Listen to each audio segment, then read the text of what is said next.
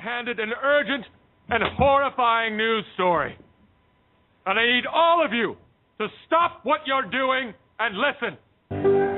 All righty, and that's, of course, the intro to the one and only Rick Thompson, editor-in-chief of the Compassion Chronicles.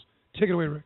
Thank you very much for that intro, Michael. It is the news. It's January 16th, 2014, and I'm Rick Thompson. A constitutional amendment for medical marijuana in the Sunshine State will make the 2014 ballot. Supporters of the Florida amendment announced Wednesday evening that they've collected enough signatures to make that ballot. The campaign manager for United for Care sent out an email stating they had received 1.1 signatures. They were required to collect 683,000 voter signatures by February 1st. So far, election supervisors have certified nearly 458 of those signatures, thousand of those signatures. The collection of those voter signatures is not the only hurdle for those marijuana supporters, though. In order to make this year's ballot, the state Supreme Court must also approve the language that will go on the ballot. And Attorney General Pam Bondi is challenging the wording, saying voters will be misled into approving widespread use of medical marijuana.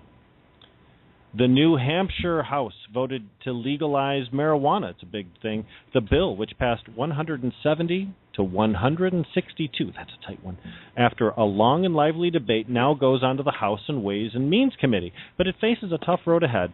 The bill must again pass the full House and then the Senate before it reaches Governor Maggie Hassan's desk. And Hassan, who's a Democrat who signed a medical marijuana bill into law last year, vowed to veto any marijuana legalization bill. The governor does not support further efforts to legalize marijuana, said her spokesperson. That bill passed the Democratic-controlled House yesterday, and it would permit the possession of up to 1 ounce of marijuana, authorize its cultivation, and impose a tax on the sale. Manchester Republicans and the bill's primary sponsors urged the House to become the first state to pass marijuana legalization through the legislature. Voter referendums have legalized marijuana in Colorado and Washington State. We also have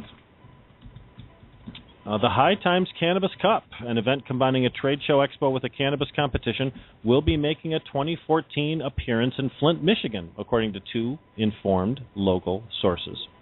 There are several Cannabis Cup competitions held in different cities every year, including an annual appearance in Amsterdam. The list of this year's cities include Los Angeles, Denver, and Seattle, among others. The news comes via 2 Ann Arbor area sources that have access to top people in the High Times organization. Rory Gould of Arborside in Ann Arbor, said as far as High Times goes, they'll be here in Flint in July 26th and 27th.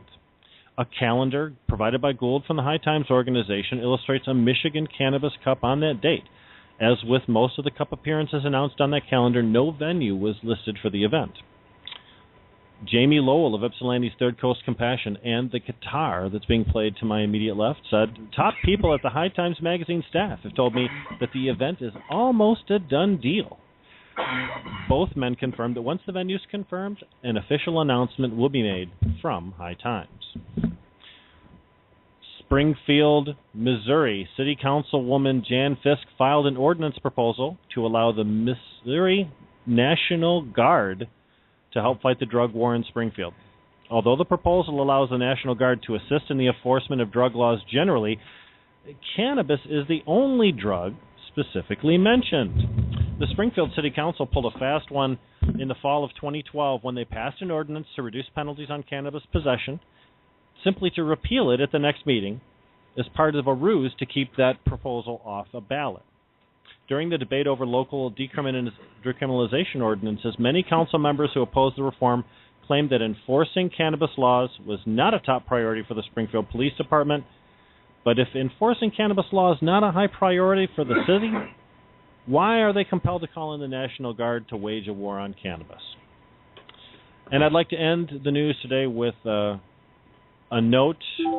We did see that Senator Rick Jones introduced a new bill in the Michigan Senate just yesterday, I believe. And it is in regards to child protective services and custody issues and whether or not you can be a medical marijuana patient. Remember, this is not law. It is just a proposed bill.